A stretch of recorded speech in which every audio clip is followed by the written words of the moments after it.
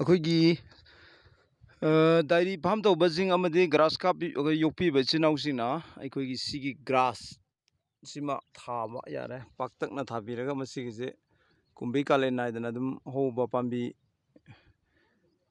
ꯑꯣꯏꯒꯗꯣꯏꯅꯤ ꯑꯗꯨꯅ ꯃꯁꯤ ꯑꯗꯨꯝ ꯊꯥꯕ ꯌꯥꯔꯅꯤ ꯔꯣꯇꯦꯁꯟꯗ ꯑꯗꯨꯒ ꯃꯁꯤ ꯁꯥ ꯁꯟꯒꯤ ꯑꯗꯒꯤ ꯑꯃꯗꯤ ꯑꯩꯈꯣꯏꯒꯤ ꯉꯥꯒꯤ ꯒ꯭ꯔꯥꯁ ꯀꯥꯞꯀꯤ ꯄꯤꯖꯕꯗ ꯑꯗꯨꯛꯀꯤ ꯃꯇꯤꯛ ꯆꯨꯅꯔꯕ ꯌꯥꯝꯅ ꯄ꯭ꯔꯣꯇꯤꯟ ꯋꯥꯡꯕ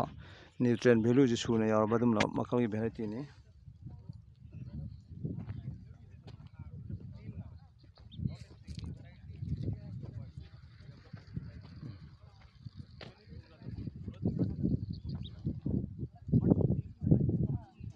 ꯐꯤꯜ ꯚꯤꯖꯤꯠꯇ ꯑꯩꯈꯣꯏ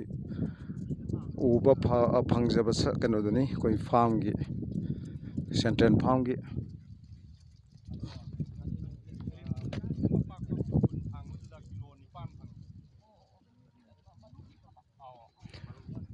ꯃꯦꯗꯥꯝ ꯁꯤꯒꯤꯁꯦ ꯑꯩꯈꯣꯏꯒꯤ ꯁꯟꯒꯤꯅꯦ ꯉꯥꯒꯤꯅꯦ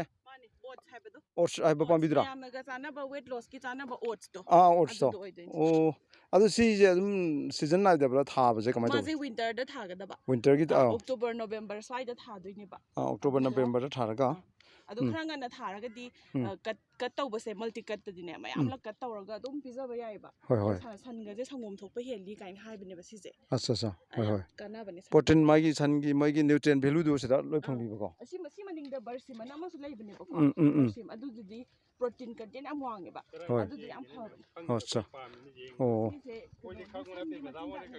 ꯁꯟꯒꯤꯗꯃꯛꯇ ꯃꯆꯤꯟꯖꯥꯛꯅꯤ ꯉꯥꯒꯤꯁꯨ ꯌꯥꯔꯦ ꯁꯤꯗ ꯃꯄꯥꯟ ꯂꯥꯛꯑꯦ ꯃꯍꯩ ꯄꯥꯜꯂꯝꯗꯥꯏꯒꯤ ꯑꯣꯠꯁ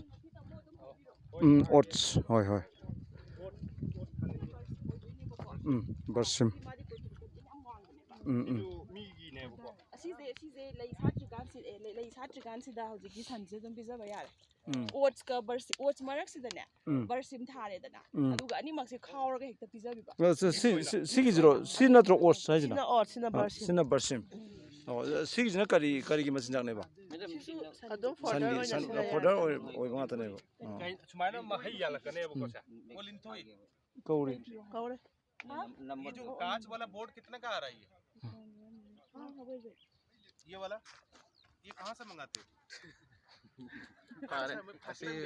इंडिया में दिल्ली से अजय कुमार से ले आओ मैडम